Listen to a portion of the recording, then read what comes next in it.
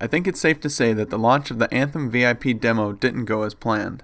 The first day was riddled with issues, including but not limited to not being able to get past the first screen, not being able to load into a mission, getting stuck at 95% while on a loading screen, severe rubber banding, game crashes, loot not displaying, or the VIP demo friend codes not being available and not showing up. You name it, it probably plagued the game on its first day. The only way that this could have gone worse for Anthem is if this was the launch of the game on February 22nd and not just a demo.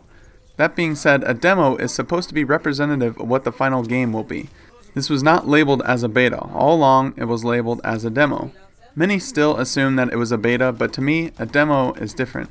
A demo should pretty much represent the product you will buy, and a bad demo can hurt the game in a big way. Sure, the build we play was probably a couple months old compared to the one that we're going to be getting when it releases on February 22nd, but this was the near worst case scenario for Bioware. It had some bugs here and there, but they admitted as much before we got our hands on it. The biggest and most damaging issue here was the fact that basically nothing worked properly in the beginning. Coming off the poorly received and far too often mocked Mass Effect Andromeda, Bioware needs Anthem to be a big hit. Anthem cannot afford to have a slow start or a bad first impression. And unfortunately, that's basically what we got. Throughout the last few months, Bioware have been very transparent about everything on Anthem, answering dozens of questions on Twitter each day, sharing their progress and current issues with the game, and really listening to player feedback. Now fortunately for us, this trend continued on Friday and into the weekend. They were quick to act and began fixing issues as fast as possible. The PC and PS4 versions of the game were decent enough to play for most people several hours after the demo began. But the Xbox One version was very broken until a full 12 hours after it was supposed to be live. Now the amount of disappointment I felt was hard to get over, but finally I got into the game. Knowing full well there were still issues with the demo, I proceeded with caution. You start the demo midway through the main storyline and you're given a story mission to go through, a stronghold, and free play to entertain you throughout your time with the game. Being a huge fan of Bioware and mainly the Mass Effect series, I had high hopes for Anthem's story and the moment-to-moment gameplay. Once I got into a mission, I have to say that I was instantly relieved. The game feels amazing to play and has very tight controls. Once you get used to how quickly you can move around and take down enemies, you get hooked. To the people complaining that their jets overheat too fast and they want that out of the game completely, just learn how to fly better and conserve your jets. There are things in the game to assist that, whether it be armor pieces or just things in the environment that you can use to your advantage to extend your flight time. But like I said, once you get used to the movement in the game and once you get used to the combat, it feels really good. The story missions that we were able to play in the demo were very good too. Of course, it has rinse and repeat objectives like many shoot and loot games. Go here and defend this spot while I track a signal. Take down all the enemies or turrets in the area, etc. But making each of these encounters feel different and important is a difficult thing to do. And I feel that Anthem does this very well. It's one of the strong points of the game in my opinion. Though you may be tracking a signal in multiple places, it seems to always feel different depending on what you're doing. The characters in the game that we've been introduced to so far in the demo feel fleshed out and very important to the story, something that nearly every Bioware fan will be looking forward to in Anthem. The manifold just started going wild. Something unexpected about this place. I have to silence it, but I need time. A Titan? No, more than one Titan. 3 Titans. Wait, 3. This glitching manifold. It's doing it again. Leave it to me and fix that relic. And the combat overall is just a good time. Using your different abilities along with the mobility of your javelin is incredibly satisfying, and it needs to be played to feel its full potential. Just watching gameplay doesn't tell the whole story.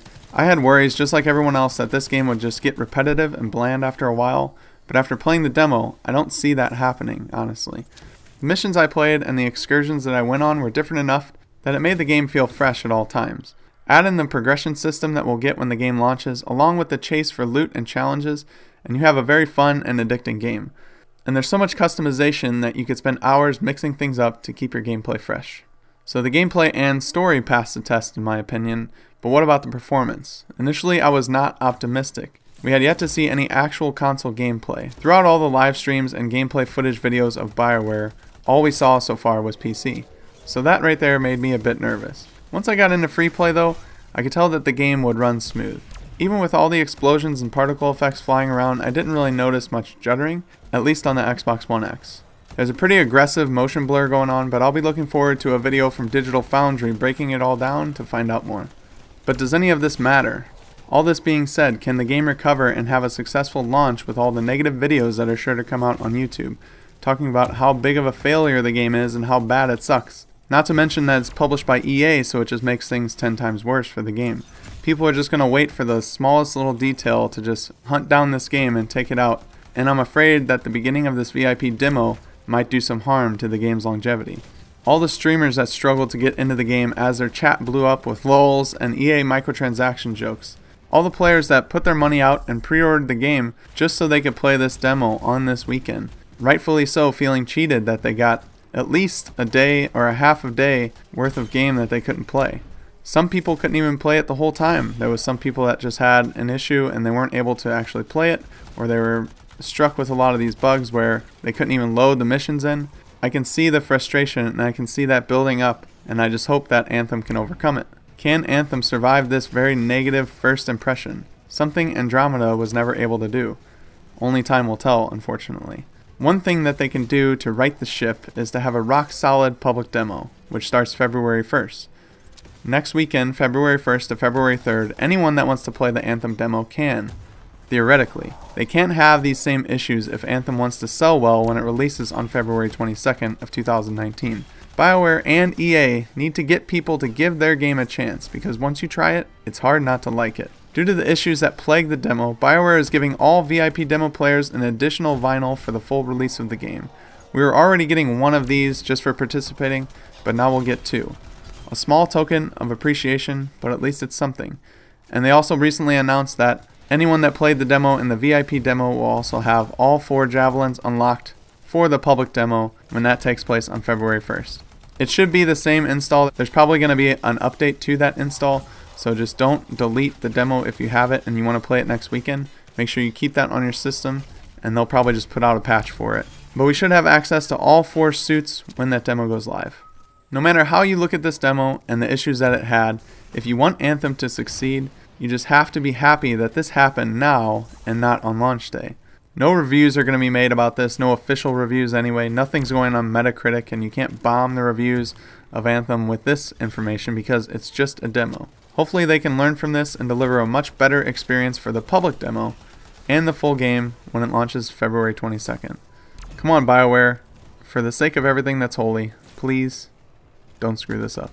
Let me know what you think in the comment section below. Did you get to try out the demo at all after it started working?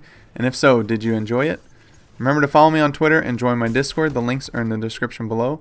Also, make sure to like the video if you found it useful and subscribe to stay up to date on everything that I publish.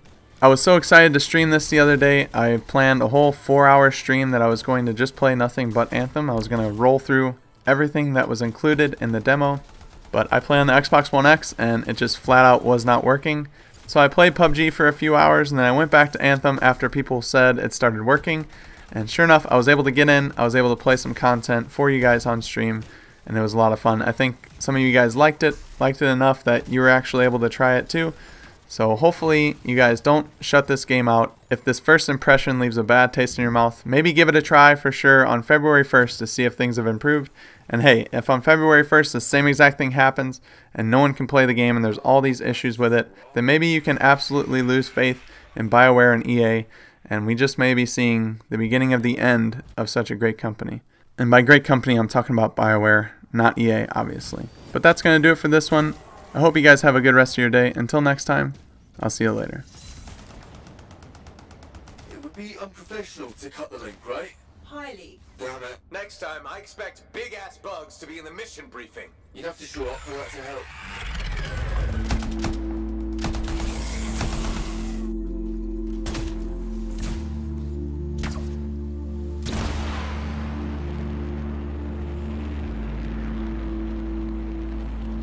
Was that Summer? Strapped underground somewhere. How's Maddie? None of his major organs have liquefied.